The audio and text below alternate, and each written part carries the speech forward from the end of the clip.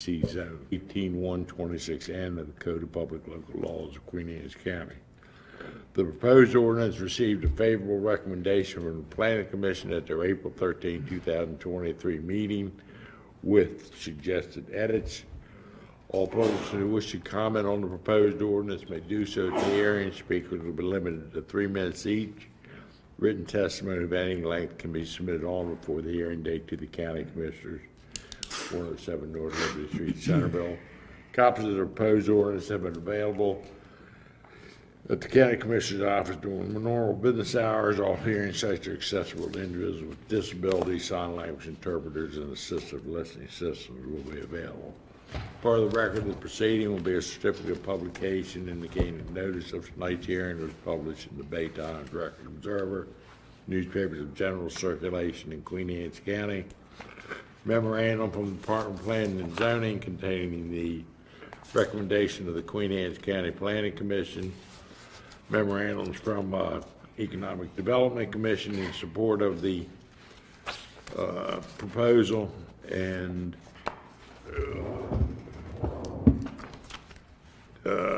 emails from Jay Falstad regarding the proposal. Do you have staff comments you'd like to make first? Or? I'd just like to state, like you've already stated, this received a favorable recommendation from the Planning Commission. It included 3 edits. The language before you does incorporate those 3 edits that the Planning Commission recommended. And just some specifics on the amendment is to allow a density of 25 dwelling units per acre within the WVC on properties that are redevelopment of mixed-use properties, as well as because it's mixed use, there is a portion of it that's the commercial sales and retail portion, and that is to be at least 5% of the gross floor area. And in order to do this, they have to meet the bonus density requirements that are set forth in the code, in which the Planning Commission determines whether they meet those standards or not at the time of site plan review. What's the current percentage requirement right now? The current percentage, it depends on the type of mixed use that you're doing. There's a maximum right now for the service, sales, and commercial portion. It ranges anywhere from 25% up to 50%. So it depends on whether it's vertical, horizontal, mixed use. So it depends on which is laid out in the code and the definition for mixed use. And the existing density is? 10 dwelling units per acre. So is that, you're asking for 25 units per acre? The applicant, which is Jamal's, is asking for 25 dwelling units per acre. Is that? That'd be higher than any density in the county. How high? I think Is that two units, 3 units? He's oh, asking is for the four. height, The height. the stories, the number of So stories? 25 could be 100, right? It would depend on, If there are condos on top of each other. depends on the size in which they're proposing of the unit. They would have to be, meet the height limit of the zoning district. Which is The 55 maximum height is 55 feet. So that's In 5. WVC. That's 10.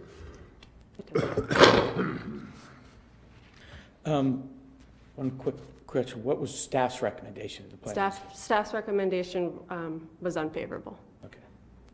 to the Planning Commission. Okay.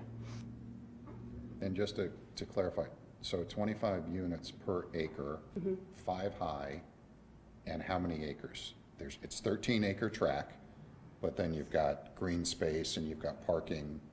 Right. Is it 9 acres, 10 acres? So this 8 is- acres? I think he's really looking for how many apartments is that going to be there? A total build out. I'll let the applicant answer that question, because Okay. there's no site plan presented, because the ordinance has to be changed and adopted prior to them being able to submit a site plan with all those details. Okay. All right. Go, Stephen. Thank you, and I have Bill Steen with me as well. That way, if it's just quicker, I think, and easier, we'll just stay within our limitation of time. If you can ask him questions directly, if that's all right. Thank you, Mr. Thompson. We'll give you 6 minutes. 6 minutes, all right, don't start yet. I thank you very much, thank the staff. They have always worked with Douglas and with Jamal. We've had 2 concept plans approved on this property. The most recent one was in 2019, and it had 396 dwelling units on it. And that was as a commercial apartment above first floor retail. So you had 3 stories above first floor retail. The height limitation is 55 feet. I think it's 45 unless you get a bonus, and then there's some provisions for bonuses with up to 55 or even 60 feet. But right now, under the zoning that exists, they can get more than what we're requesting under the density provision, even though it sounds like the density is increased. And that is because under commercial apartments, you get 3 square feet of residential space for every 1 square foot of commercial space that you have. And on this site, it's already generated in the previous concept plans, and I'll let Paul discuss why they don't work for this in this market now. But that would have generated 396 units on site or more. Under this proposal, we would be allowed on this 13 acres, 325 total units.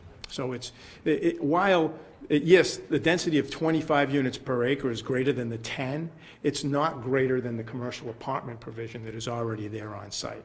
The 2 primary aspects of this request, and really for what you to consider from a policy standpoint, is 1, a reduction in the amount of commercial from either 50%, it depends on design, or 25% down to 5%. I'll let Paul talk about that in a minute.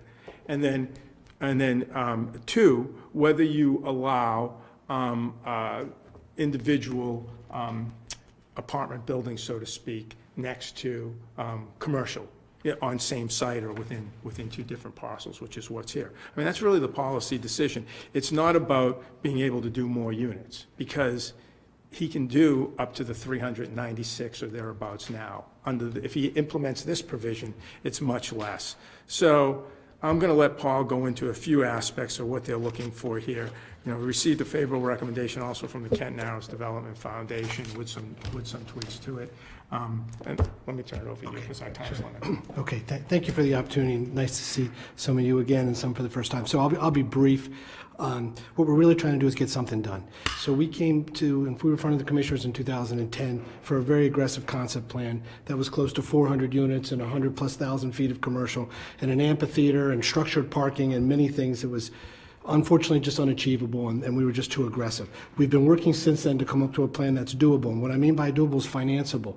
Whatever we propose and whatever this group, county and planning board and commissioners, so it still has to be financeable or it doesn't move forward. We think what we have today, we don't think we've met with lenders, is doable. So the concept is to do about 40,000 feet of commercial. Originally it was 20. Before the Planning Commission was 20,000 feet, give or take. But we heard that there was some consternation about that and about reducing that commercial down. So we've gone back and we've actually found a way to double that and still make it doable. So we're proposing what would net out to be about 40,000 feet of commercial, about 350 residential units, combination of apartments and townhomes. Nothing more than 4 stories, so it would be 4 stories within the height limits.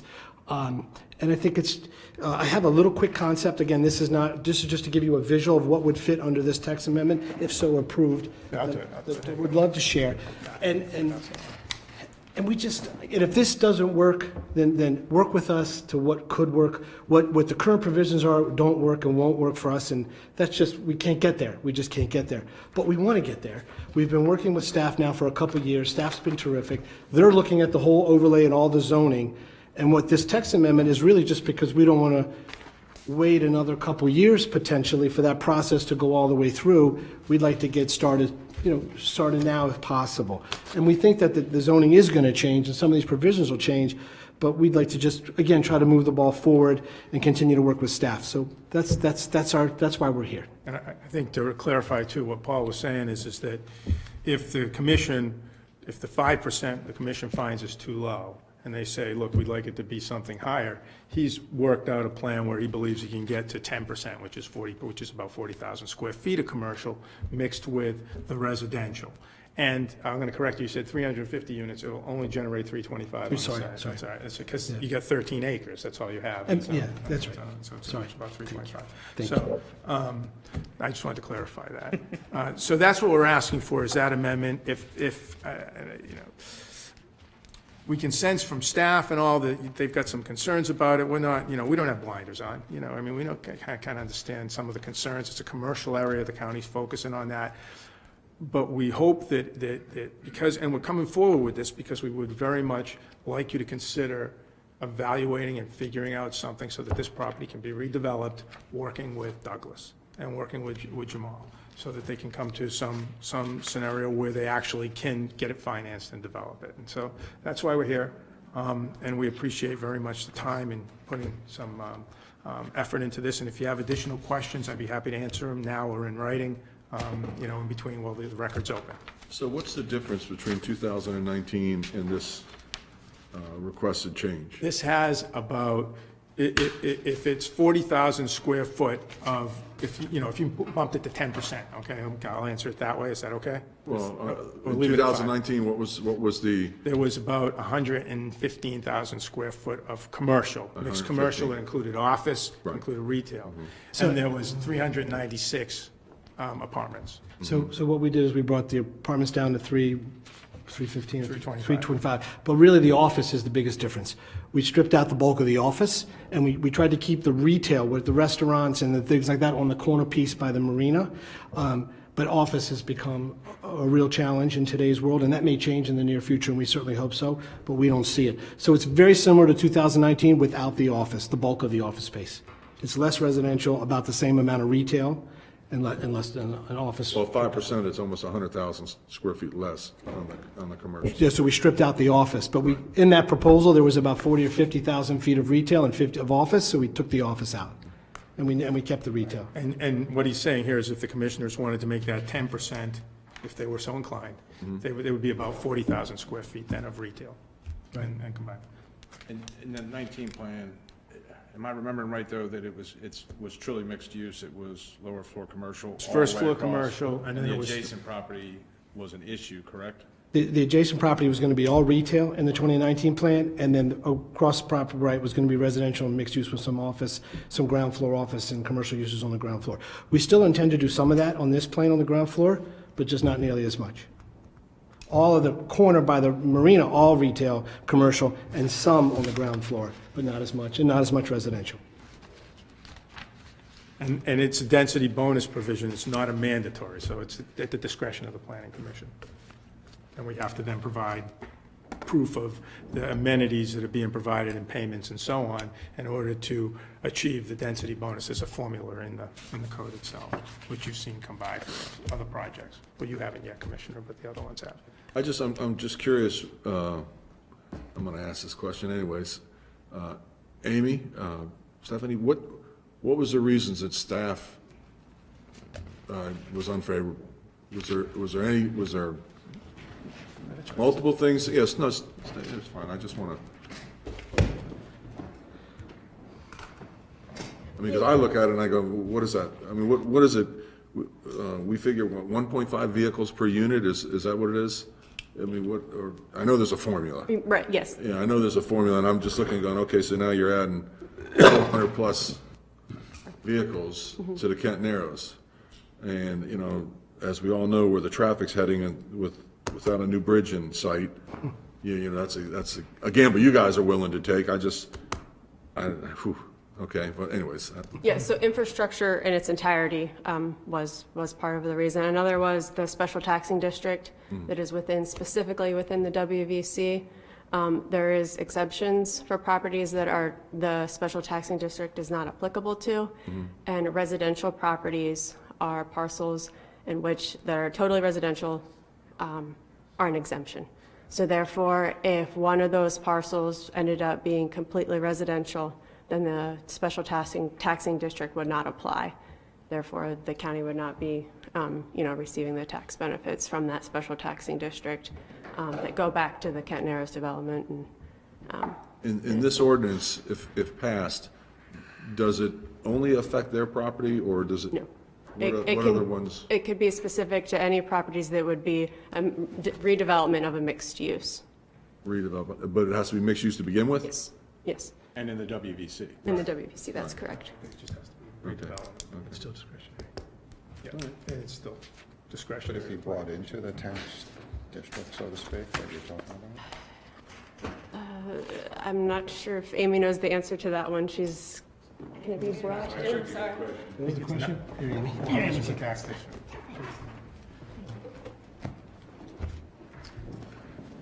Good evening. What was your question? Would it be brought into the special tax It- district? So if this, it- the special taxing district encompasses all of the WVC. And the WVC district is legally connected to the finance article that establishes the special taxing district.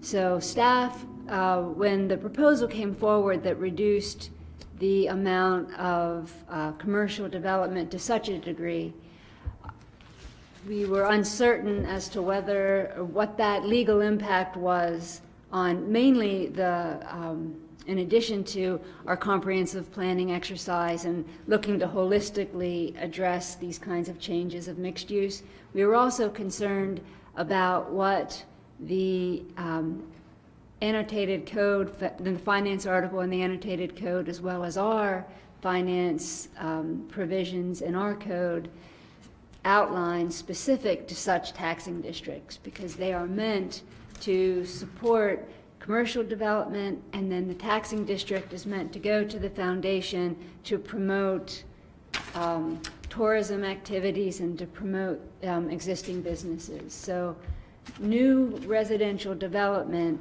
is not permitted by right in the WVC district. It's not a standalone permitted use.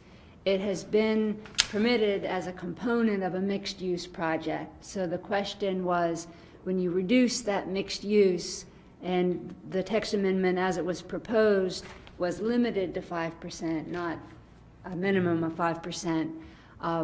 Staff had been meeting with Joe and Drew especially to talk about that, and our comments at the time were, I know that we're a few years out from actual adoption, but if you could work with us while we were looking comprehensively at the update to our zoning code and working with the Kent Narrows Development Foundation as well, because they have a standalone community plan, we'd be much more comfortable reviewing this property, the needs of this property comprehensively. We're all dedicated to finding a solution on the property. It was just the manner of getting there. And that taxing district and the ramifications was one of our major concerns. But I do want to go on the record to state, it's officially staff's position to favorably recommend in accordance with the Planning Commission's recommendation. I mean, I guess, you know, in 2019, we got a site plan approval. A concept. I'm sorry, concept, thank you. And that had 326 units and 115,000 square feet. 396. Excuse me? 396, Commissioner. Oh, 396. Oops, on that. I'm going to cut you short, those 70. So you had 396 and 115,000 in commercial, and come to find out, well, that just wasn't going to work, right? That just wasn't going to work. So I guess with that, we didn't have a heartache about the amount of condominiums or apartments, because we had the commercial, because it all worked within the zone. Well, the difference was, yes, it was compliant with the zoning code. Right. So that all worked. And so now we're sitting here going, okay, well, if we cut it back to 325 units and we go 5, 10%, 20, 30%, whatever the commissioners, And 40,000 commercial. That's a 10%. That would be 40,000. oh, Unless you increase the amount, then we will have some. That's what I was saying, that was the difference. All that commercial was underneath the first floor, was the first floor. and they had the And then you amphitheater. had, yeah, right, yeah. on the adjacent property across, because you can't do it because they're not contiguous, you can't apply the percentage across, because the road's there. Right. I learned that. The present proposal is residential where the outlets are, Right. and commercial Right. Where the, That's right, on the corner. Okay, just like it is in the picture, basically. that's at 5%. That's part of the tax district concern. Right. This is entirely residential use. Right. Where the outlets are. How does that impact the special taxing district status? Because it's not mixed. That property is not mixed use, it's all residential. Gotcha, okay. And also that same concern is applicable to consistency with the Kent Narrows Community Plan, because this was an issue that was heavily debated when we were drafting that community plan. And what Paul was saying, I'm sorry. Yeah, just for the record, I want to be clear, the Kent Narrows Development Foundation has a letter in the file which recommends approval of the proposal. As Paul was saying to you, the 5% is something that they can work within. Now, whether you want to send it back and have dialogue with staff and see what we can come up with is one question perhaps for you all to consider. If you all are inclined to, change that number, we're indicating that the numbers that he's ran can have it up to 10%, which would be over 40,000 square feet of commercial space, and that would require commercial space to go over onto the other side. Pay tax, yeah, the tax district issue then goes away. And we would, Expecting to pay taxes either way. So I have a question, maybe Chris can answer it. It says here, 25 dwellings per acre for redevelopment, not development, but redevelopment. So is that basically just saying it's for this project only? I guess you could knock down the Holiday Inn. You could knock down the Best Western, Botel. the Best Western, the Botel, anything in there, right? Yeah, I mean, any property, Knock big down house. the Swan- You could knock down the Swan Cove condos, I guess. There So are it is, lots of- so it's restricted to just redevelopment. You couldn't do it if there was a vacant lot there. Correct. And take the lot next to the Holiday Inn, which is vacant. Which has caused some difficulties with the owners of that property. I mean, we were trying to keep it as limited and confined. Initially, we said, we had some language about dilapidated and so on. That caused consternation with both the Kent Narrows Foundation and the Planning Commission. We were trying to narrow the scope of it. I mean, because this is a very unique, it's not waterfront, so that all you know, there's no waterfront on this property. He only owns essentially where you see the parking and the structures themselves. So it's not quite the same as other waterfront properties in the Kent Narrows. And like I said, look, there's a lot of difficulty in doing anything like this. But the important message for Douglas to get across to you and for Paul and everybody is that we want to find a resolution so that they can move forward. They do development. I mean, I know we've been through a lot of maturations on this property. They hired me in 2006, and I'd like to say I had hair then, but I didn't even have hair then. We'd like to find something that they can move forward with and do. All right, thank you. Thank you, Commissioners. All right. Thank you. Since everyone who signed up to speak, are there any other public comments or requests to County Ordinance 2302?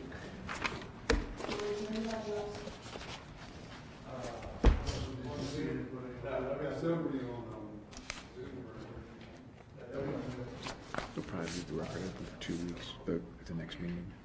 any other questions? Nobody, any questions? All right, we're gonna hold this open for 2 weeks. Moving on. Okay, all right.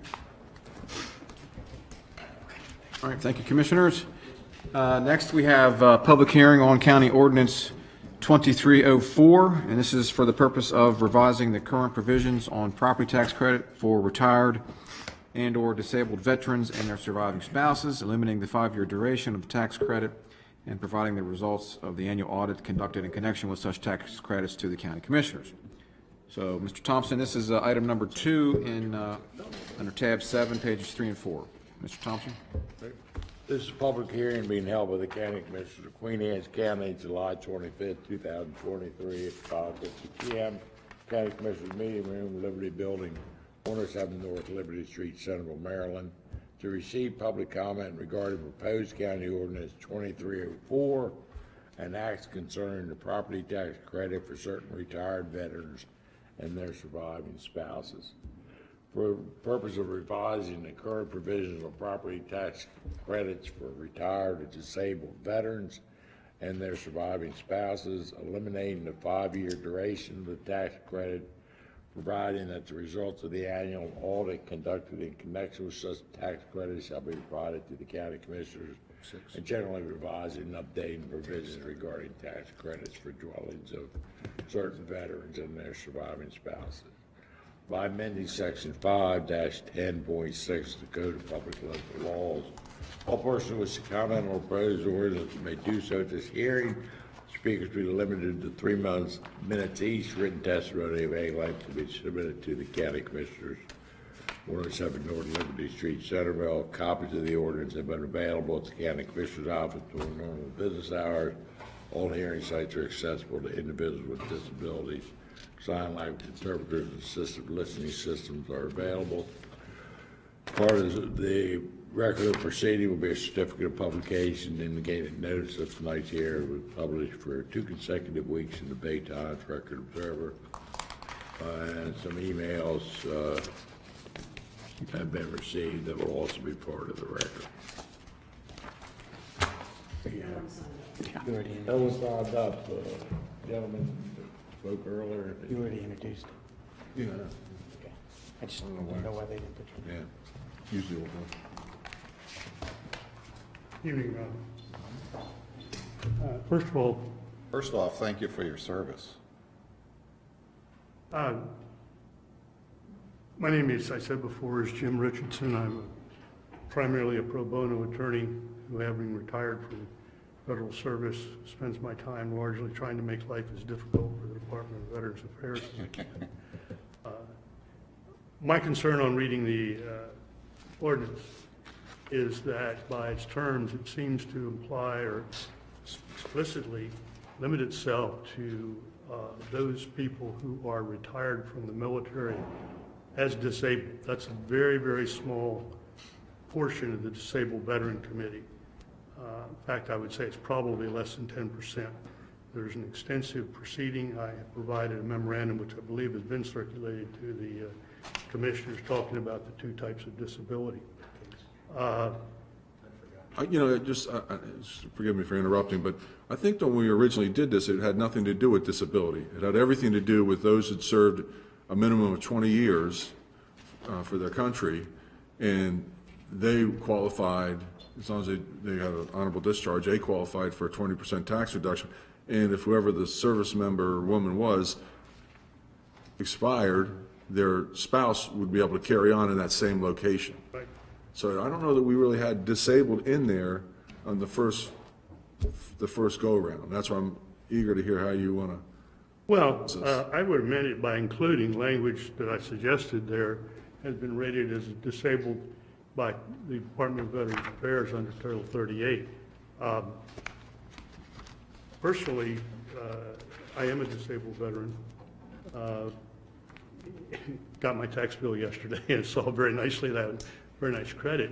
But in any event, the way it's being administered by the county does include disabled veterans from the VA. Okay. You're required to submit a decision letter from the VA stating the degree of disability along with the DD 214, the honorable discharge. The language of the statute, of the ordinance, does not encompass those folks, and I would respectfully request that you make it explicit, as has been the apparent practice for the last several years. And we really thank you for that opportunity, because it does in fact encompass a much larger universe of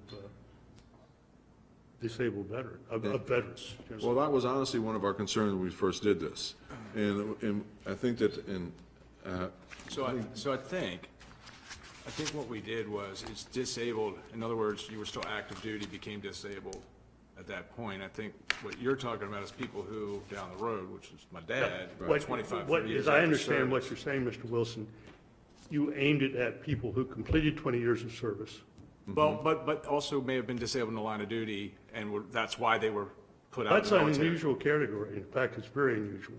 But for some reason, that's Very ringing a bell. rarely will a service member get to a point where he is retired, but also be rated as unfit for service under 10 U.S.C. 1201, which is what you're referring to in the language of I know, but statute. for some reason, that's ringing a bell. So But I to thought- Jim's point yeah, is that and we that's what had I'm saying. I disabled think in one of there. the things that we looked at was those that are disabled after the fact, someone who serves 4, 8, 10, 12 years, whatever the case may be, and now all of a sudden has Agent Orange as a Right. 20% hearing loss.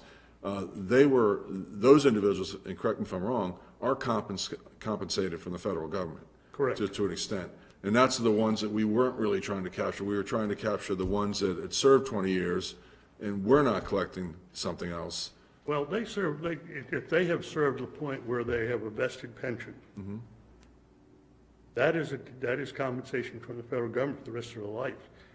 And if they do it right, it's like any other annuity, you can pass it on to your spouse. They are not necessarily, but somewhere short of that.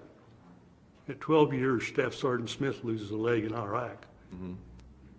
He will be placed before a disability board and retired with a percentage of disability, which frankly is up for grabs. That money does not come from the VA, that comes from the DOD budget. It is not veterans compensation, which is what I have, my point of view in terms of increasing the universe. I don't know how many people you're talking about. I don't know. I Nor do we. understand there- Pardon me? Nor do we, and that's the Well, conundrum we're in. we can find that out. I'm sure that the Secretary of Veterans Affairs has numbers. I'm in the process of trying to find that out for other purposes now. But it can't be that big a universe. Yeah, I understand about 50 people have applied for this credit. Yeah, that's about what I remember too. But I still think the one you were just describing was part of what we were trying to capture. I still say that the 12-year out, disabled, the property tax Well, credit. Because this started with the state giving it as enabling legislation at the state level, and then that allowed the counties to then adopt it, just like the first responder tax credits and the rest of them. So, I mean, I'd be happy to see, is there language that other counties have that's specific to what you're I asking? haven't had a chance to research that. I have an intern this summer who in fact is researching. it I'd just for be me. curious to see if another county has the language you're talking about, just so we could kind of see how that Well, marries in I with know that. at least 5 other counties are extending it to veterans who are disabled. So that's I'll be something more than Pat- happy to come back and provide that Well, language. for you. I think Patrick should be able to get a hold of that if there's language that's out there already that speaks to that, right, that we could look at as a Yeah, I mean, possible amendment. frankly, I don't think it's being administered to exclude any disabled veteran. Well, it's not, because I know I get it. Right. And That's So, what I'm saying. I think But I the understand intent the of what we point. had is is what's happening, If we're but gonna it's not written include that the way. other ones, we ought to, the you ought to- statute ought to be it ought to correct. be there in the language of the ordinance. Right. Several other counties have variances of this. For instance, Culver County only exempts folks who are afflicted with Agent Orange issues, which to my mind is wrong also, because that doesn't have we're looking at a universe of folks that served at Camp Lejeune and have no idea what that's going to be like. We know there are 60,000 claims pending right now for that alone. So I think if we get the numbers. Right, my last 2 clients have cancers that are related to that. So if you could get those numbers, we can compare it to what we're actually administering to now, and then we'd know what that delta is, right? To what the number should be, or Right. what you're trying to propose here, right? Right. Mr. Richardson, when you were doing your 3-minute public discussion, you mentioned, if I understood correctly, that if they are discharged with Title 10, they're eligible for the tax credit, but if they are discharged by Title 37, Okay, they're not they are discharged. not. Okay, I may have misspoke there. If they Or are maybe I just discharged, if they're didn't hear it. discharged or retired under Title 10, as I see the language of the ordinance, they will be eligible. Right. If they are discharged, okay, They're eligible in Queen Anne's County. Let's take my for the- case. I was discharged in 1978. In 1998, during a physical, I learned I had type 2 diabetes. That's where my compensation comes from. I would suggest to you that of the disabled veterans, more than 60 or 70% of those are for conditions that arise well after their actual service. You understand the distinction there that I'm making?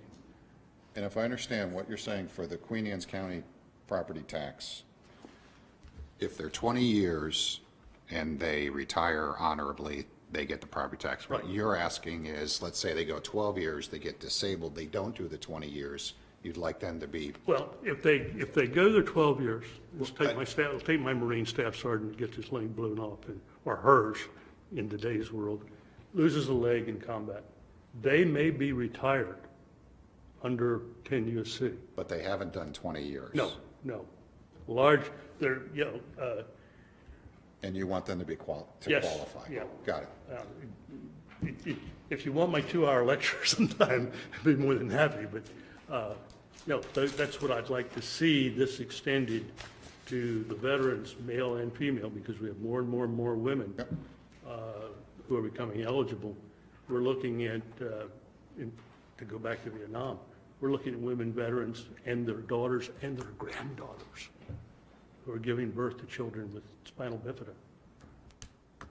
And quite frankly, Mr. Moran, I'm not sure we can put a total number on the universe because this stuff keeps popping up. My most recent client was a dentist in 1968 at Camp Lejeune. 2 years ago, he developed an incurable cancer. I lived there for 3 years.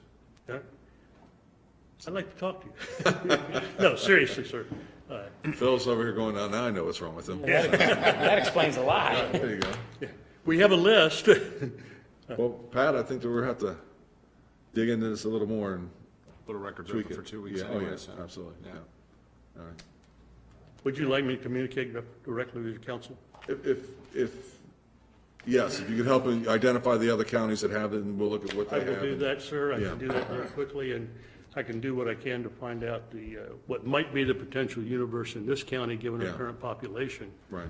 And it would give you a better feel for the revenue issues. Fiscal. Exactly. Yeah. Thank you. Thank you. Thank you very much, gentlemen. So, anybody else want to testify? Yeah. Any other public comment on County Ordinance 2304? All right. We'll close this hearing and keep the record open for 2 weeks and on to the next. All right. Okay, Commissioners, our next item number 3, also under tab number 7, pages 5 through 18. This is 2 proposed ordinances for the Airport Protection and Kent Island Gateway District. Basically, we have County Ordinance 2305, which will update sections 18134 to add and remove certain permitted uses and update design standards, to recognize the need for redevelopment and to also include Federal Aviation Administration and Maryland Aviation Administration airport protection requirements.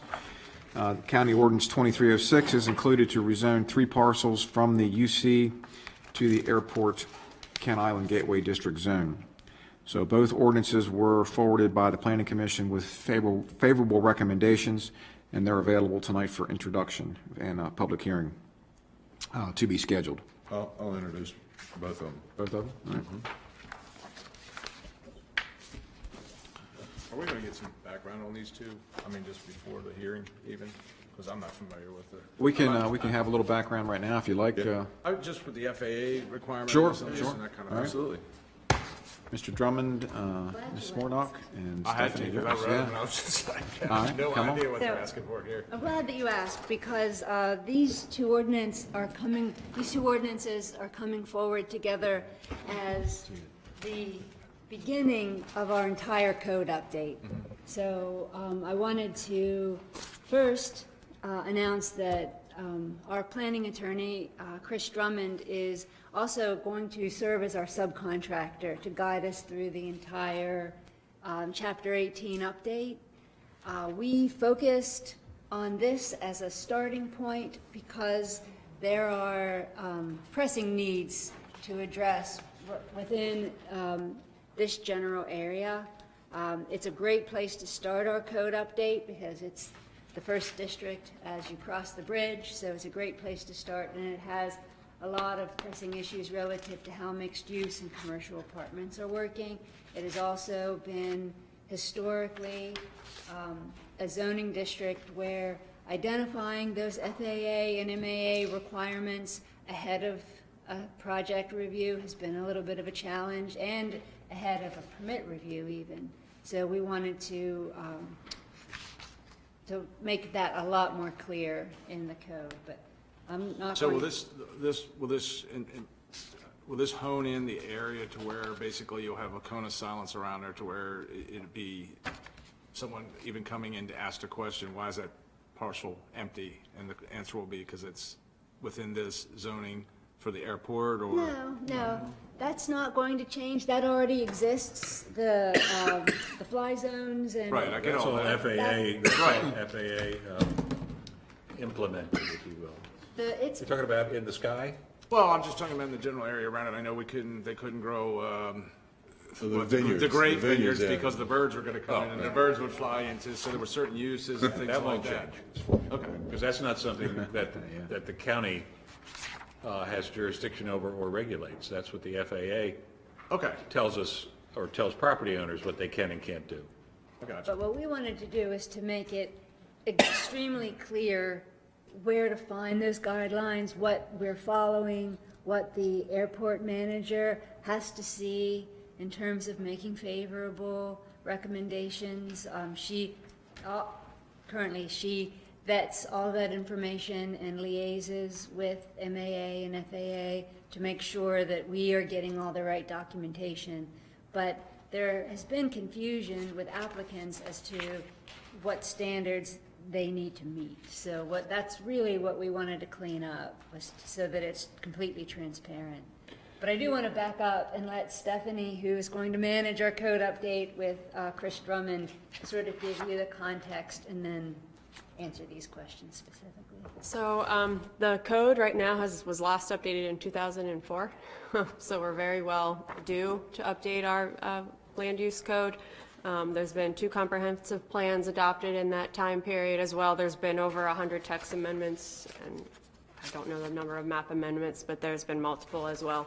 So there's been economic changes, cultural changes, environmental changes in the last 20 years. So I think now's the time that we obviously need to do that. The comp plan was finished last year, and then the annotated code basically directs us to update our land use article to be consistent with the comprehensive plan. So the comp plan will be that driving force basically to update the code. Some of the changes you might see are a reduction in the zoning districts. We have about 25 now, I think. So the intent is to reduce the number of zoning districts, condense them, insert kind of charts or tables throughout the code that'll make it a little more user-friendly, reduce the number of pages, and then go on to address the mixed use, obviously, kind of how we just talked about and have been talking about probably since the update of the comp plan.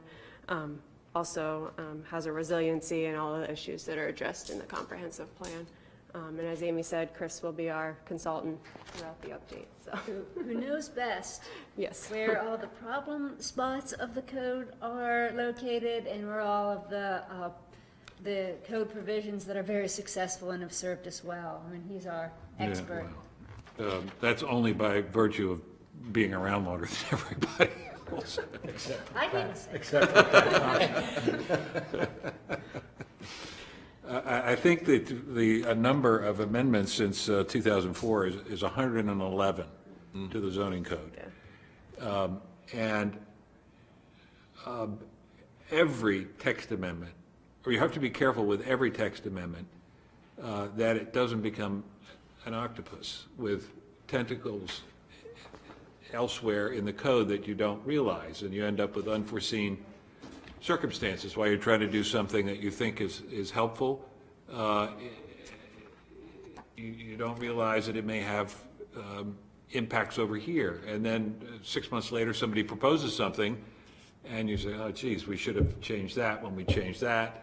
And the code right now is riddled with those sorts of problems. I use the example frequently of subsection 36 of Title 18, which is a complete disaster and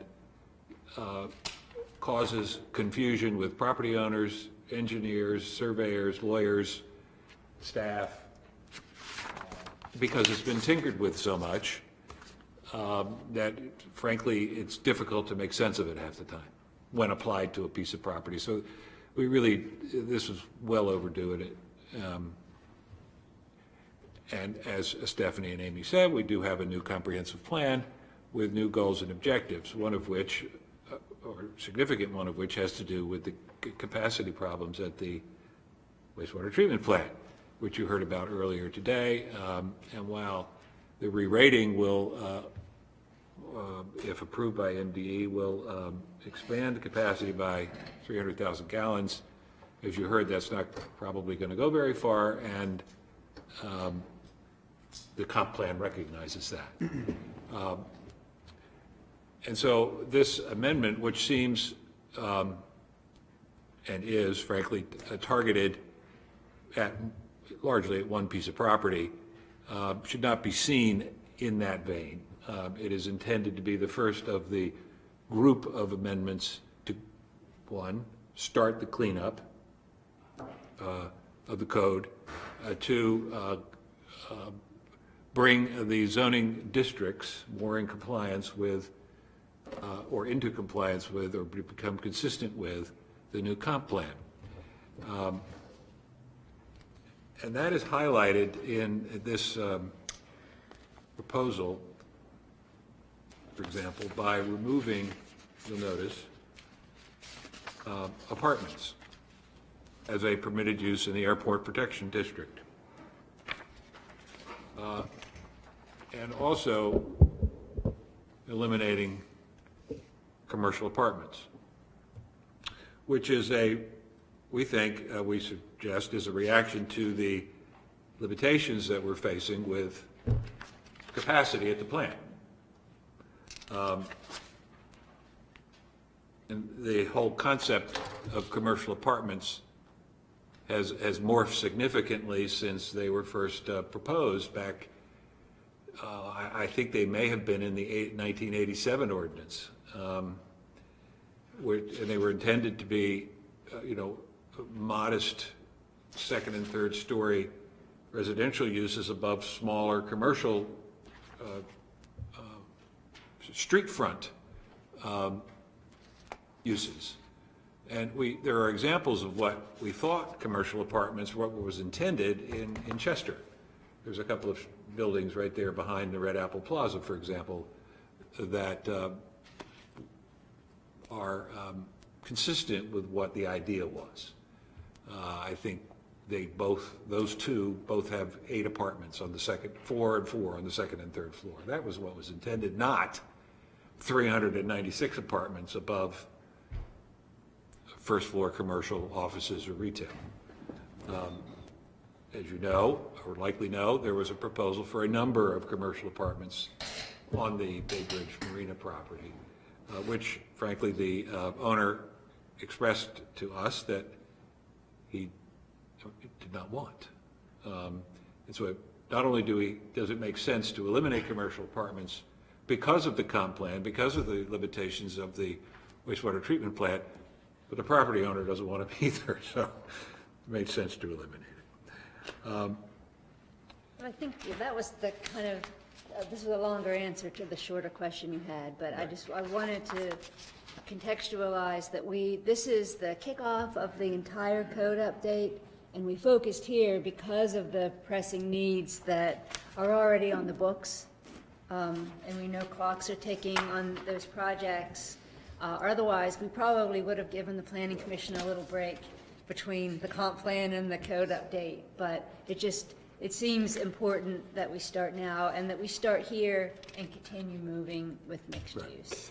The other significant proposals in this text amendment would be the introduction of duplexes in the Airport Protection and Gateway Island, Kent Island Gateway District, but duplexes that have attached to them slips, and that the slips be made something of a permanent feature of the ownership of a duplex. And that is to, we thought at least, that would promote mixed use. You have a commercial marina, a residential use that's part of the commercial marina, and the ownership of the duplex comes with participation in the commercial marina use.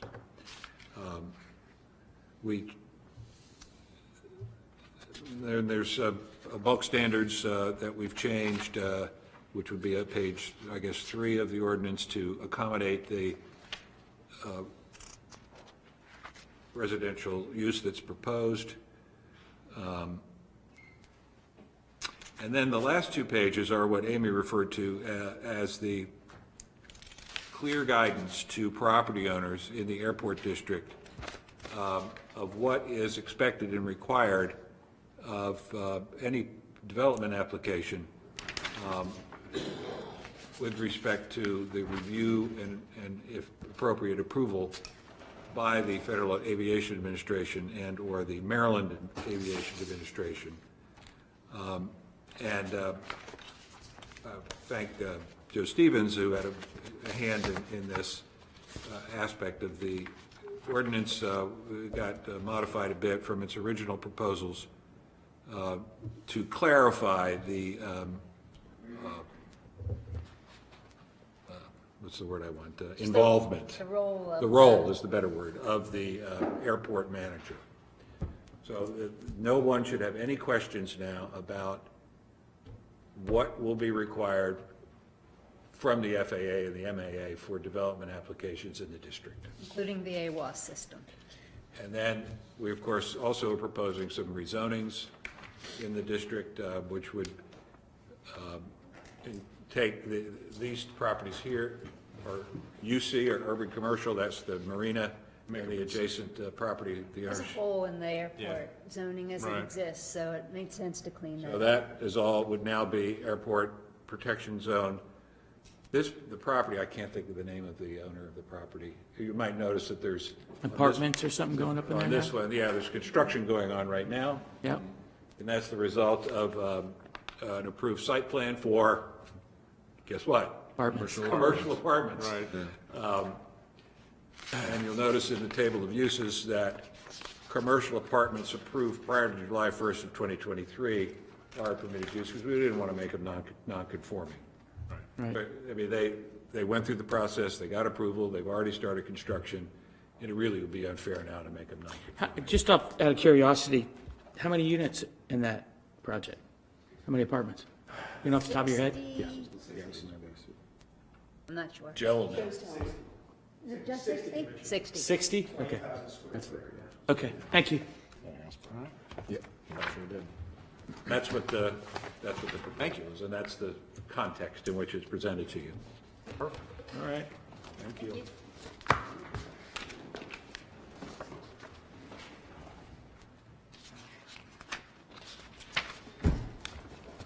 Thank you. All right, Commissioners, moving on to new business. You want to switch over to tab number 3, I believe it is. Tab 3, we have 11 action items this evening. The first of which is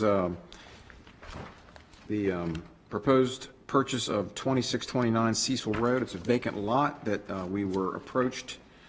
Public Works was approached by a realtor to purchase a lot in the Harbor View subdivision that staff has very significant concerns with it being developed because it's prone to flooding and other issues, and we would recommend acquiring that property. So could I get a motion on that?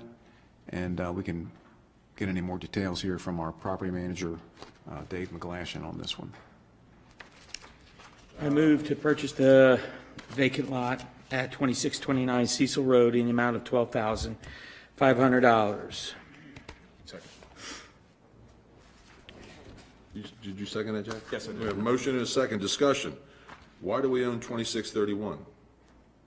It was donated to us. Does that lot flood? It does.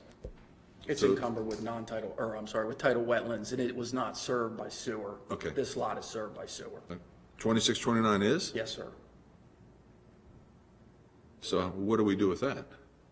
Are we saying that we're gonna, I mean, if we're gonna purchase it, We would just keep it as a preserved property and add it to our existing property there next to it, use it for as an MS4 or stormwater management or drainage purposes. It could be developed, but that's the concern. If it is developed, it's going to be Potential flooding. potential problem for the future owner. A future What are owner. the two sizes combined? 13,000. I'm sorry, Size of the property? it's 8,800 square feet. The two, I'm not sure what the total is. No, that's just the one that's the one in reference to the 2629 we're asking to purchase. The other one, I'm not sure. It's roughly twice the size of this one. okay. Any other discussion? All right, let's see here. The motion was to purchase the vacant lot at 2629 Cecil Road in the amount of $12,500. All those in favor signify by saying aye. Aye. Opposed? Abstained? 4-0. All right, thank you, Commissioners. Item number 2 on pages 3 through 5 is a memorandum also from Chief Property Manager Dave McGlashan. So we've acquired several vacant lots in the Kent Island Estates community, and largely by donations or opting out of the sewer service area, and we've been approached by several property owners in there about buying those lots that are adjacent to their home sites and adding those lots to their home sites to make a bigger property. So we're at a point now where we want to maybe look at surplusing those, to these individuals so they can add to their existing home sites. Wouldn't be any new houses, it would just be lot combinations so they can have a bigger home site. So we'll get a motion first. Get a motion on that? I move to surplus these vacant lots to adjacent property owners and utilize all proceeds from the sales towards community-specific improvements. Second. Okay, discussion? Yeah, I was just, so will they be restricted on what could be built on them? I mean, let me say this, were the 11 eligible for sewer, or were they excess that couldn't be developed anyway, or what, were they? Some of them were redlined initially for environmental concerns or impacts. They had the chance, they were given the opportunity to opt out of sewer, and some of those did and donated to us. Some of them were just lots that were passed down generationally. People owned them that didn't live around here. They got the letter. They didn't want anything to do with it. And all they really wanted to do was stop paying taxes on it. So they opted to donate it to the county and take the tax write-off. And that's how we ended up with them. Are we putting any restrictions on what can be done with them? No, the only restriction or that would be contingent upon the sale would be to do an administrative subdivision to make them merge the two properties together. Right. If they met zoning requirements, they could, if they were to add a outbuilding or something such as that, they could do so. I guess, I think that Jack and I are thinking the same thing. If someone has your orange wedges, your orange marks here are the properties. Yes. So if somebody next to one of those orange wedges couldn't build because their lot wasn't big enough, buys this, now builds, that's an economic benefit to them if we're selling these at $10,000. I guess that's what I'm looking at, so. Yeah, a bare piece of property that you can't do anything on is Right. worth $7,500. A bare piece of property you can put a 10,000 square foot addition on is worth a lot more. Okay. Were you saying, so if someone had the lot next to them and they couldn't do anything, but if they utilized a piece of the lot that we owned and it would allow them to do something? Correct. Possibly. Yeah. Most of these are not that, most of them are fairly small lots. We received correspondence, I think, from 3 people about purchasing those. One of them, which is down here, is this tiny little lot off of Talbot Road, which I think the lady's house sits on like a 6,000 square foot lot. She just wants a little bit larger footprint per se, or plot. for her own property. There's actually, I don't think there's any house on either side of her.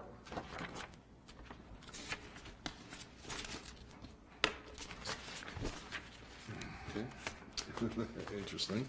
Okay.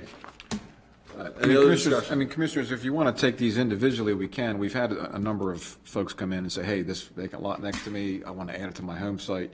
I mean, we were just trying to clean these up. We don't really, Public Works receive them as potential uses for stormwater management and drainage. We don't feel that we need those for those purposes, so we were just trying to put those back out in the inventories so folks could have a Makes larger sense. I property. get it. I get And then use those proceeds in the community for other attributes for the But Kent Island is Estates there any folks. way to put contingencies on what they can be utilized for, I guess is my question. I mean, I get it, if you want to put a small garage out there or something like that, I get it as long as the drainage does it, but I think the only contingencies I would ask Pat this question, is some type of deed restriction. Well, I guess, I think our biggest concern is, or at least was mine, is if something was unbuildable, and now you've given them enough square footage to build, right, that's an economic benefit. If that's not the case, then you're just getting rid of surplus, and somebody just wants more green next to their house versus someone more else. yard, more Yeah, problem. yeah, no Right. problem. None of the properties adjoining these are unbuildable. If they were unbuildable, they wouldn't be in they'd have been redlined and not in the service area. So they are buildable. So They're unbuildable.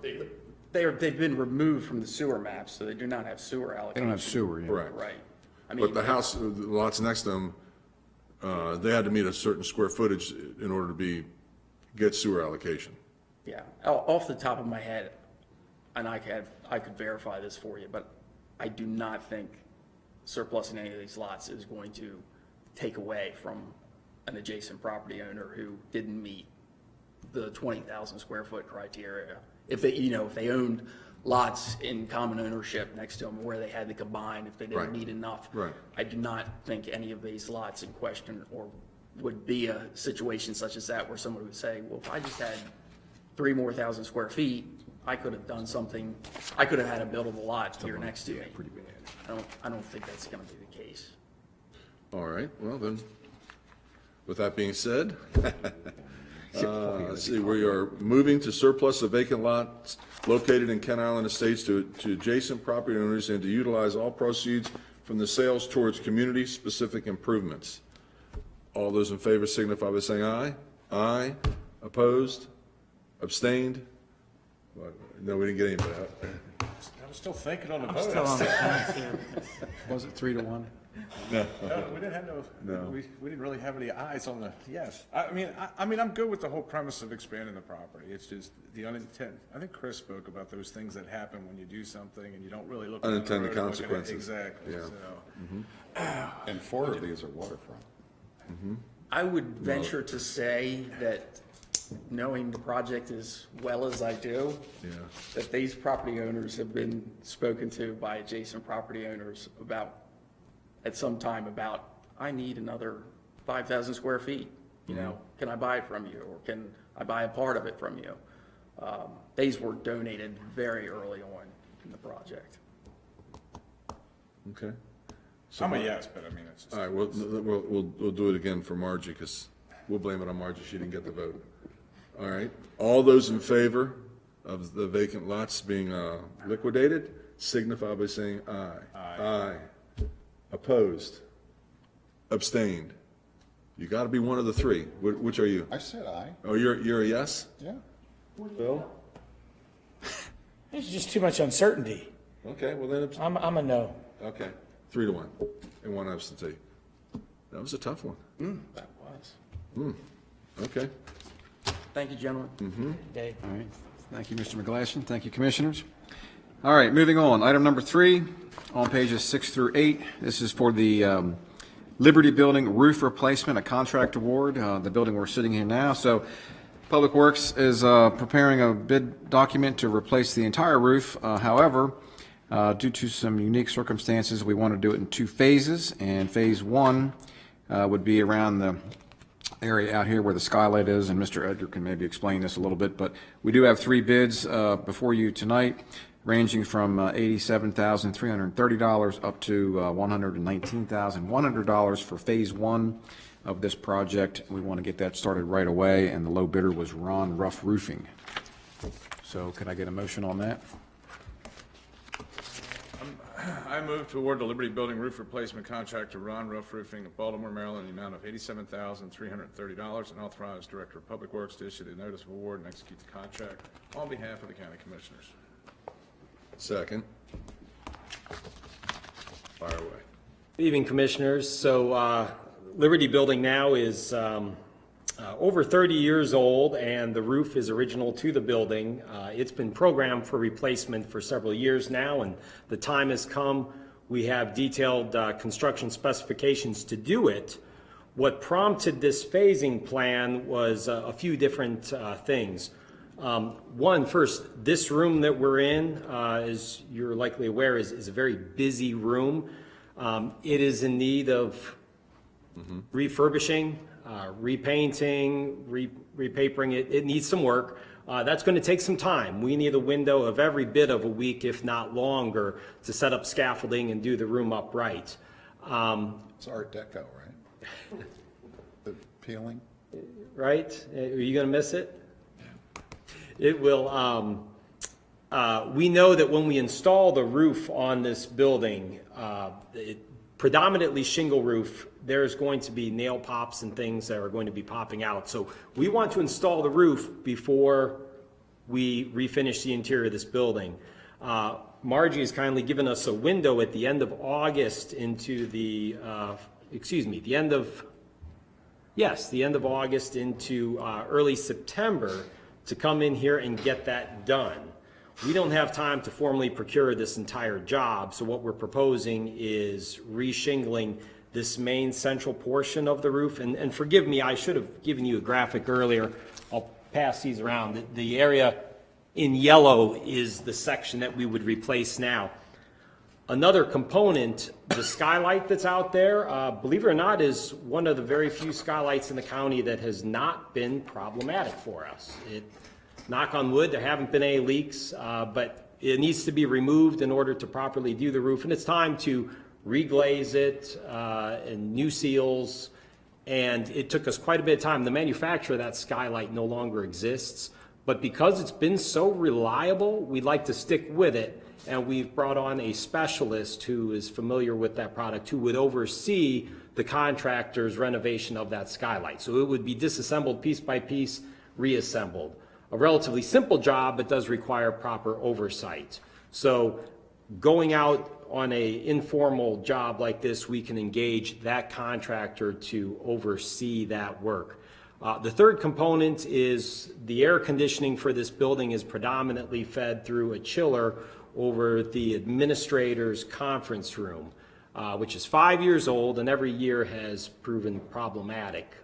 Its warranty expires here in less than a month. We do have a new unit ready to go and install. On these flat roofs here, were we to bid this entire job and require that the contractor coordinate the HVAC component, what that would do is it would limit this job. Instead of being something that a roofer could bid on, now we're getting into something that crosses over a couple different trades. So we're looking at a general contractor, either roofer, HVAC, back and forth. We would anticipate that would increase costs with the bidding process. So for all those reasons, what we did was we procured prices from 3 local or reasonably local roofers that we've done work with here in Queen Anne's County. They gave us these prices. Ron Ruff Roofing, he's done several jobs for the county, most recently re-roofing the Public Works office a few years ago. And he's a low bid, and we're confident that he could do the job well. Most importantly, get it done in time for us to come in here and paint at the end of August. Is he the same roof that's at the Queenstown split there? Yeah. This is Ron Ruff Roofing out of Baltimore, not Ruff Roofers. Same family, brothers. Brothers, and- yes. Brothers. Split ways. All righty. Any questions? All right, we are voting on to award the Liberty Building roof replacement contract to Ron Ruff Roofing of Baltimore, Maryland, in the amount of $87,330, and authorize the Director of Public Works to issue the notice of award and execute the contract on behalf of the County Commissioners. All those in favor signify by saying aye. Aye. Opposed? So moved, 4-0. Thank you, Commissioners. Thank you. All right. Okay, Commissioners, item 4 on page 9 is a letter of congratulations to the new Kent Island High School principal, Mr. Dan Harding. I'd like to have my name removed off of there for signature. Actually, truthfully, this was my idea, that we send a letter to Dan congratulating him for his appointment as principal. It was not an easy decision after speaking to Dr. Salins, but I think either one of those candidates that would have won, the citizens of Queen Anne's County would have done well. So Kudos. Make the motion. I'll make a motion that we send this letter off to congratulate Dan Harding as the new principal of Kent Island High School. Second. We got a motion and a second. Any discussion? Seeing none, all those in favor signify by saying aye. Aye. Opposed? So moved. All right. You can put me down as an aye. All right, thank you, Commissioners. Item 5 on pages 10 through 16 is the Rural Maryland Council grant application for the community revitalization effort for the adaptive reuse of the former Sudlersville Middle School building. And this is a $45,000 grant to engage services from Maryland Economic Development Corporation, and we even have a contribution from the Sudlersville VFC of $15,000. So can I get a motion on that? Go ahead, Patrick. Nope, you No, you got it. got it. Go ahead. You're on it. Yep. I'll be a second. I motion to approve Queen Anne's County Economic and Tourism Development Grant proposal to Rural Maryland Council for $45,000 to fund pre-development consulting costs for the adaptive reuse of the former Sudlersville Middle School building. Second. Discussion. So you may remember last year in 2022, we applied for a grant, a CBDG grant, and received that to start the process of looking at the business or at the property shell to see if it was viable to look at potential uses. That adaptive reuse study was done in early 2023, and it was a really good study that turns out that the building, I keep saying business, the building is usable and it is pretty good shape. I mean, sure, it needs some work. It hasn't been occupied since 2012, I believe. And so as we were moving on to the next steps, now that this study has determined what potential uses are, which primarily are looking like affordable housing on the second floor and potential commercial on the first floor, or it could be housing as well. We quickly realized with the amount of money that it's going to take to do something like that, and not having a lot of market analysis to determine what the pricing of this type of use would be, it was decided that we needed to go back for a second study. We need someone to help us package this property to look at what uses are feasible, what costs are really going to be associated with redeveloping this building.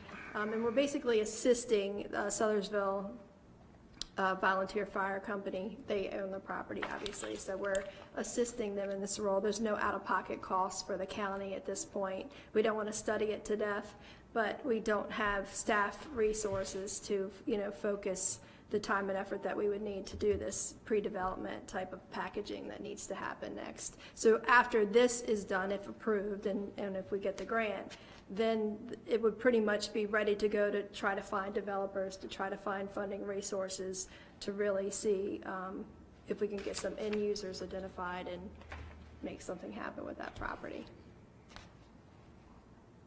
Were you the one that was telling me that there was a sports organization that was at one time interested in renting out the building?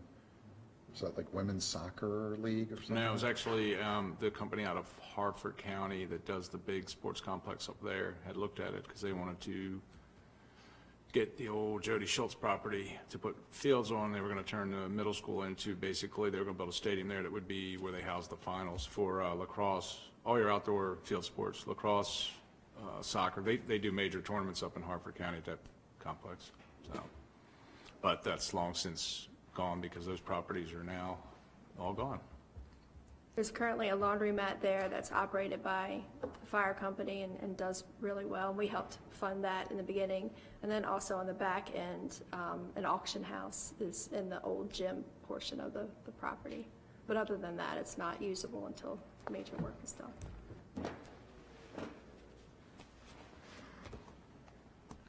Any other discussion? All righty. This is to approve the Queen Anne's County Economic and Tourism Development's grant proposal to Rural Maryland Council for $45,000 to fund pre-development consulting costs for the adaptive reuse of the former Sudlersville Middle School building. All those in favor signify by saying aye. Aye. Opposed? Abstained? So moved. 4-0. All right, thank you, Commissioners. Next item, item number 6 on pages 17 and 18 is a request for economic development incentive funding for Refill Goodness. And the EDIF Commission has recommended the approval of a conditional loan of $7,500 to Refill Goodness. They're located on Main Street in Stevensville in Mr. Azar's new building down there. They want to use the funds to purchase equipment that is needed for formal event setups, including tents, tables, and checkout stations for their shows. Total project cost is $14,290, and they're requesting, as I said, $7,500, and the rest will be coming out of their own capital. And they will propose to, or the EDF Commission proposed to them to add 1 full-time and 1 part-time job within 3 years of the loan agreement. What is this? Motion? 4 for 4?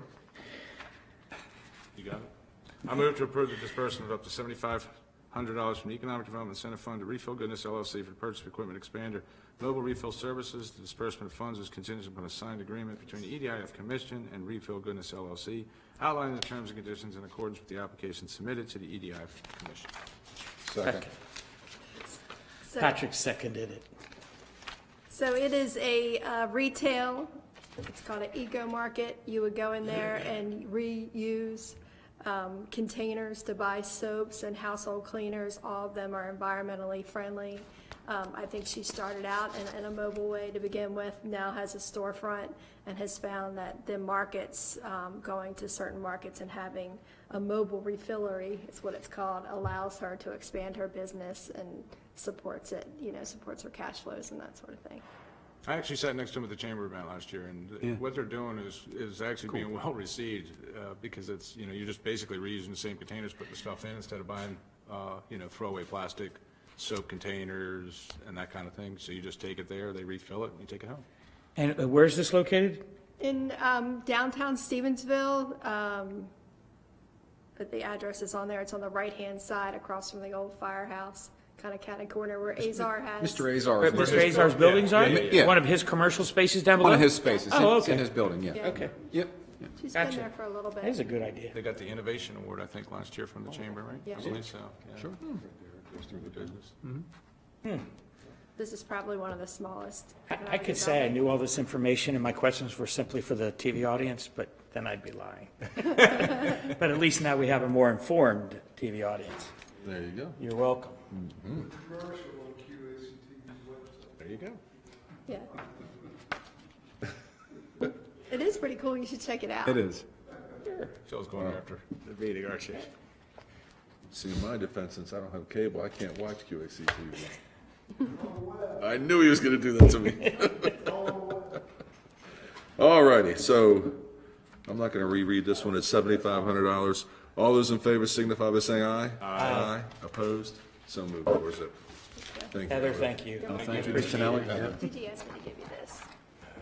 And we'll let you know when they start refilling the Coke bottles and other beverages.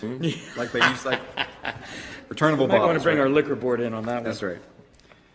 All right, Commissioners, item number 7 on pages 19 through 46 is CCR05 Chesterhaven Beach Partnership reconsideration.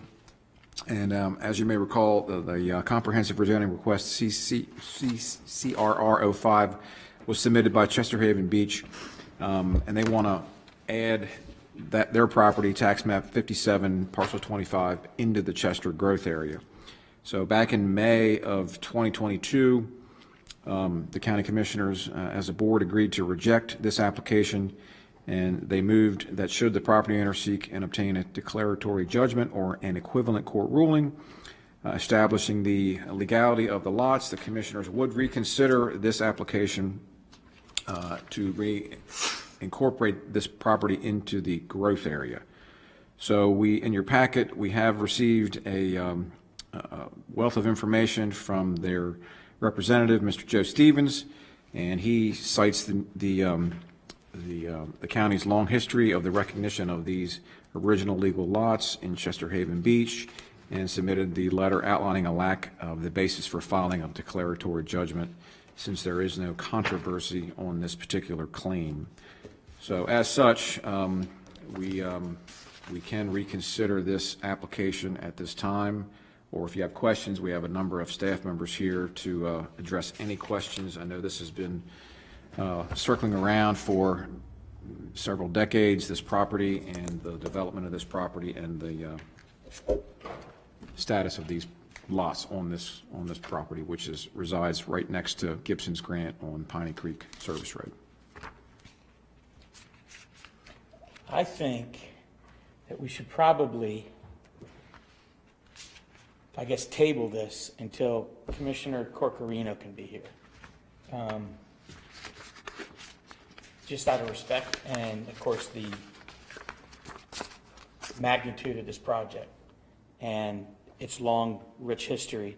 I'd be curious when we do, if council doesn't mind coming back in a couple of weeks to give us some information.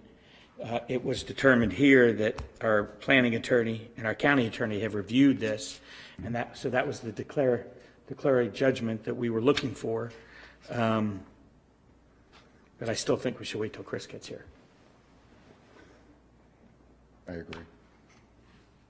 I'm good with it. There you have it. All right, so we'll table this till August the 8th, right? All right. Are you going to be, Would have been nice to know that an hour and a half ago, but. are you going to be here on August 8th? Okay. Yeah. Did you already go to Scotland? Well, Chris, if you wouldn't have been here to give me my update on the airport then. Oh, okay, all right. Didn't want to impede on that, okay. We'll save that for a little later. How about in 2 weeks you wear it here? And actually, if we could, for the council, because Commissioner McLaughlin wasn't a party to the declaratory motion that was made, that was prior to his term, so if we could have some more information, Patrick could have some background. I know I talked to him earlier, and he had a lot of questions that I can't answer, so I don't know if that's something, give him some of that background since he wasn't privy to it. All right, All right, moving on. thank you very much. All right, Commissioners, moving on, we have a few budget amendments to wrap things up today for our action items. The first one on item number 8 on page 47 is Budget Amendment CC2 for the Sheriff's Office for the Bryce Justice Assistance Grant. And this is a grant that the Governor's Office awarded to the Sheriff for training equipment for public safety and medical uses. Funds are paid out on a reimbursement basis. $30,800 is the grant amount. Can I get a motion on Budget Amendment CC2? Motion to approve Budget Amendment CC2. Second. We have a motion and a second. Any further discussion? Seeing none, all those in favor signify by saying aye. Aye. Opposed? So moved. All right, thank you, Commissioners. Item number 9 on page 48 is Budget Amendment CC3. This is for the Department of Aging for assisted living, and this amendment is to increase the assisted living budget to reflect the amount received through the grant. So the total grant award for '24 was $48,979. of which $36,436 is currently budgeted. So our contingency is being increased to offset the decrease in the aging transfer out, so additional grant money coming in. And no additional county funds or? No additional county funds. We get more grant money than we had budgeted, is essentially what we have here. Isn't it one, well, like, wasn't there one of them $1 apart? We got like $1 less or Yeah, something like we that? won't get into all those details of them. That's the next one, yeah. Yeah, okay. I move to approve budget amendment CC-3, aging assisted living. Second. Got a motion and a second. Any discussion on this item? Seeing none, all those in favor signify by saying aye. Aye. Opposed? So moved. All right, thank you, Commissioners. Item number 10 on page 49, this is Budget Amendment CC4, also for the Department of Aging, for the vulnerable and elder home-delivered meals, the Senior I&I Program, and the Ombudsman State Initiative to reflect. This reflects various grants that we received, all of which are a little bit more than we had budgeted. So the amendment decreases the total transfer into aging overall by $78,970. So no additional county funds, additional grant monies coming in. So this cleans up several grants that the Department of Aging receives. I'll make a motion that we approve Budget Amendment CC-4. Second. Got a motion and a second. Any discussion? Seeing none, all those in favor signify by saying aye. Aye. Opposed? So moved. All right, thank you, Commissioners. And our final item tonight is item number 11 on page 50. This is Budget Amendment CC5, again for the Sheriff's Office for the Warrants and Absconding Program. And this is another awarded grant from the Sheriff from the Governor's Office for the Warrants and Absconding Program to decrease the number of open warrants by apprehending wanted and absconding individuals to reduce crime in Maryland communities. This is for $75,260. Motion to approve Budget Amendment CC5. Second. We have a motion and a second. Any discussion? Seeing none, all those in favor signify by saying aye. Aye. Opposed? So moved. All right, that is all of our action items this evening, Commissioners. We can take any press and public comments, if there is any more. Nobody out there? Okay.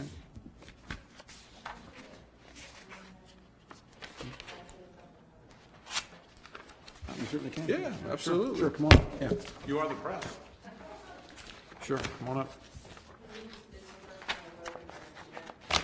Beth Molaski, our Public Information Officer, going to give us some Public information. public information. That's right. Cooling centers, that's right. It's hot out there. So whenever we have extreme heat, extreme cold weather, the county typically will open up cooling centers or warming centers in the wintertime at our senior centers. So anyone that doesn't have access to air conditioning, needs to cool off, we open up the senior centers to the general public during those times so that you can cool off and have a retreat. So on Thursday and Friday of this week, the 27th and 28th, the Department of Community Services is opening up Sudlersville Senior Center, Graysonville Senior Center, and Kent Island Senior Center from 8 a.m. to 4 p.m. to the general public as a cooling center. And if anyone knows of anyone in the community that is vulnerable, that does not have air conditioning, that needs help, you can contact them on the phone, and they have additional resources to help them. What about the weekends? Because I hear Saturday is going to be 107. Yes. It's going to be, so our cooling centers are only typically open during the weekdays, but the library is open, which is also a great place to use as a cooling center as well. Any public places that have air conditioning, folks can use, family, friends, things like that. But our cooling centers for the county are only open during the week. Or Jim's Pool. And what number can they call if they need assistance? 911. No. Maybe too late at that point. Heat stroke is heat stroke. They can call the Department of Community Services at 410-758-0848. And we are going to be putting out information the whole rest of the week on tips on how to cool down, how to recognize heat exhaustion, and things like that. So. Thank you. All right, thank you, Beth. Excellent. And you got nobody, right? Nobody online? Very well. Chris isn't here, so we'll start with Phil. That's not fair. You want to go the other way? No, that's fine. I mean, I was out of town last week and returned home on Friday from Cooperstown, New York. We had an opportunity to do some umpiring up there for some pretty amazing baseball was played. Weather, for the most part, cooperated, but it's good to be home and seeing you guys again, Oh, yeah. especially Miss Margie. That's all I have. I'm with you. Patrick? Am I chopped liver or what? Oh, and of course, that goes without being said. You are chopped liver. No, I mean, good seeing you again. Thank you, Commissioner. He's taking the kids to Busch Gardens. On tab 4, it's great to see the surrounding counties have sent, so Cecil, Dorchester, Kent,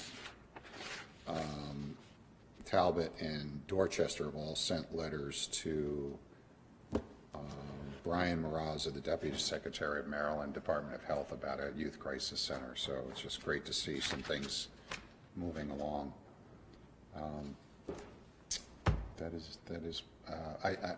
Friday night, late night, I had an opportunity to go to a feature film on presented by volunteer firemen. Actually, they were paid fire staff, on issues of first responders, both police and paid and volunteer fire people, and the things that they see that they just bury and they don't talk about. And it was called PTSD 911. And it's just those things that tough people don't talk about, but the whole point of the movie is presented by first responders is to start. It's okay to talk to people if you've seen something, if you've seen death and mayhem on Route 50, you know, talk to your supervisor, call me, call Scott, and it's okay to talk about it and seek counseling if you need to. Very good. Jeff? And we do offer that here. We do offer that. So I am going to, I guess, try to put a bow around something we discussed at the last meeting at Roundtable with the CRNA, which is the Chesapeake Regional, Chesapeake National Recreation Area, CNRA, got it. So on Friday, actually myself, Commissioner McLaughlin, County Administrator Mon, I think our Planning Director, Amy Moordock, we got quite a few people from Queen Anne's County on a conference Zoom with Senator Van Hollen's office and Congressman Sarbanes' office to go over a PowerPoint, which I think Todd now has. He'll be sharing with the rest of you guys that we saw that was related to the bill that establishes the CNRA here on the Chesapeake Bay. There's a lot of great questions.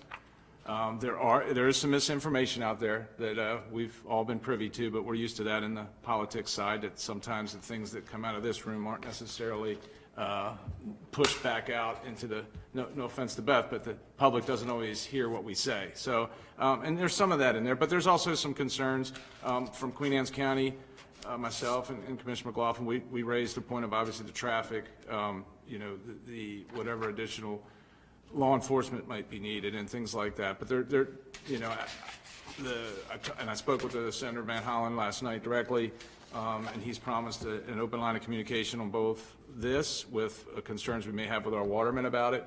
And we can reach out. Anything we have, we need to reach out. It's not passed yet, and they're looking to take the input of the county elected officials because they're looking for that support to move it forward. One of the things that I guess wasn't presented fully was that it is an opt-in or opt-out as a county. You can either opt into having the national parks in your county, or you could opt out.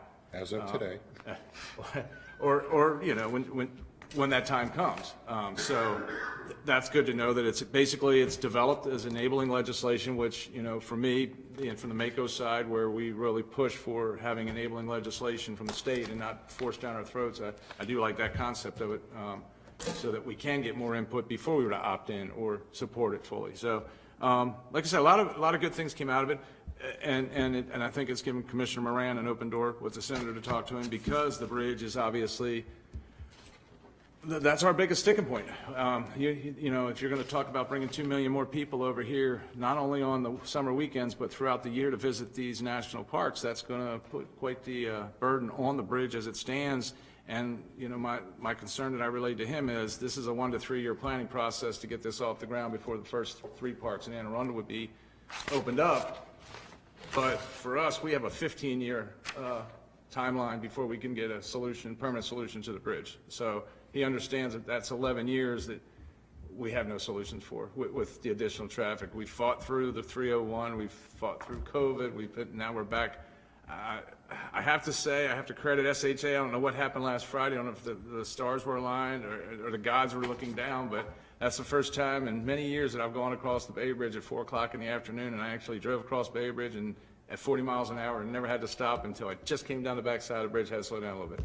So I don't know if the contraflow, the switching back and forth, I'm sure Commissioner Moran can give us some more updates on that, but but then tonight I sat in a 4.5 mile backup, so I don't know, it's hit or miss, but anyway. Back to Baydale Drive. So more to come on that CRNA as things develop, and like I said, if anybody out there, our watermen, anybody wants to reach out for the waterman side, me or Phil, or anybody really, that has any comments or questions about it, let me know, because I will make sure they get forwarded, Todd will make sure they get forwarded, and like I said, hopefully we may have the PowerPoint as a presentation here, maybe at one of the upcoming meetings. So that's all I got.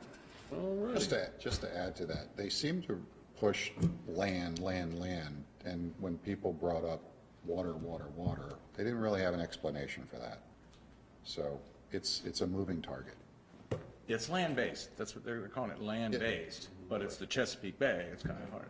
And it is the watershed, too, and that's something that a lot of people were thinking, is it just the shores? It is the entire watershed, which stretches from Carroll County to the far reaches down to D.C., all the way up, you know, the other side of Millington on the Chester Rivers and things like that. Tributaries. So it's all the tributaries. It's a big area that's encompassed by this. I mean, it's half the state. Yeah, pretty much. I mean, it goes to the C&O Canal. Sure. It goes up to the Potomac to West Virginia. Yeah, no, it's big. It's a grab. Very good. Well, we're gonna take this meeting off when it comes to traffic and the bridge. Yeah, so let's see what another 2 weeks does. You know, we've done 2 weeks with the ramps in Anne Arundel County being closed to get back onto 50. Not getting any hate mail from Anne Arundel County residents anymore about the bridge and who gets priority over contraflow and all that other kind of happiness. So we're looking forward to seeing how their study works. We have set a meeting up with the state to get busy with Queen Anne's side now, so we'll see how that goes. But I want to congratulate our county administrator Todd Mon for being selected to serve on the Transportation Financing Commission, which is big. I mean, what this commission is going to do is going to review every transportation dollar being spent in the state in determining who's going to get the next dollar and who isn't. So his job, he doesn't know it yet, but we're going to strap. Oh, yes, I do. He's going to wear an explosive device every meeting, and the minute they say we're taking money from the bridge, he's going to change their mind. So, you know. And he's going to cancel the red line. Yeah, well. Yeah, that's right. Yeah. Or push it out far enough to to where. get some money. Jim, before you get too far off it, so the thing with the Queen Anne's County side, I know you touched on it last time, but a lot of people still, I don't think, get the grasp of what they're doing in Anne Arundel and how that's not the same as what we can do. So in Anne Arundel County, they're closing 3 ramps. 3 ramps and 2.6, 2.7 miles, give or take. Cape St. Clair, if you get off of Route 50, after you pass Cape St. Clair, you got to go back to Cape St. Clair. And this is only from Thursday evening through Sunday evening that these ramps will be closed. So they've got 3 ramps and 2.6 miles, I would say. We have a little over 9 miles, and we have over 15 ramps on the westbound side. So it is much more complicated in Queen Anne's County. For instance, I get everyone saying, well, let's close the Route 8 ramp, goes down to 50 West, emerges to get onto the bridge.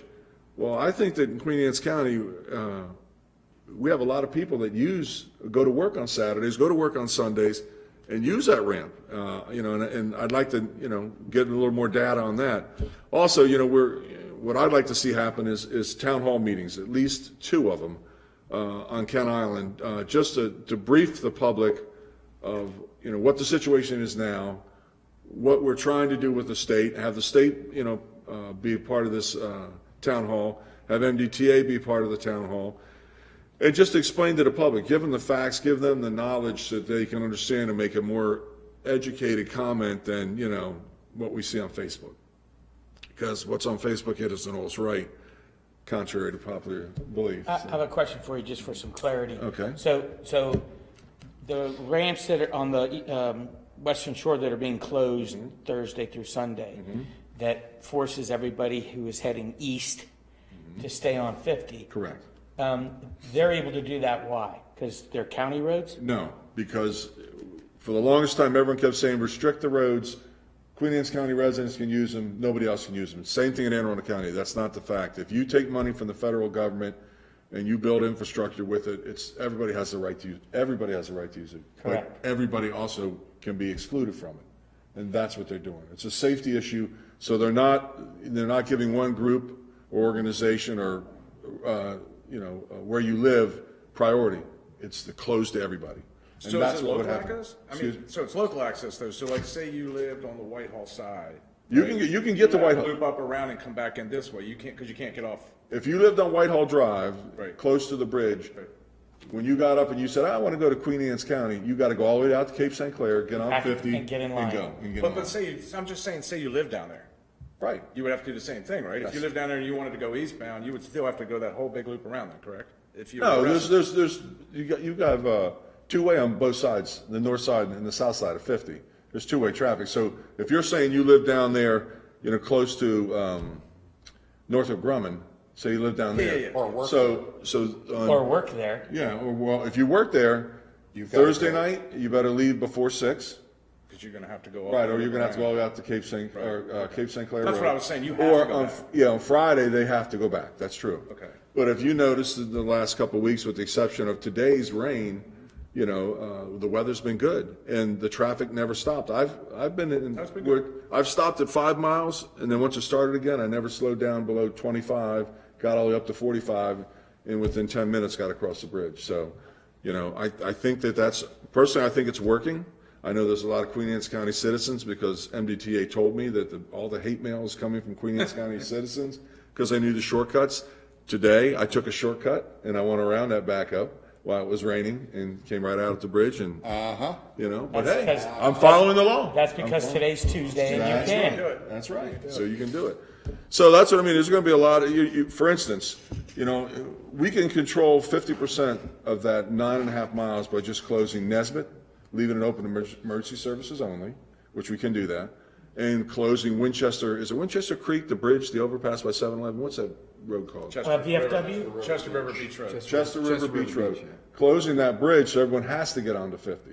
By closing just those two, you're open from 50, where 18 comes at 50, all the way down to the Kent Narrows.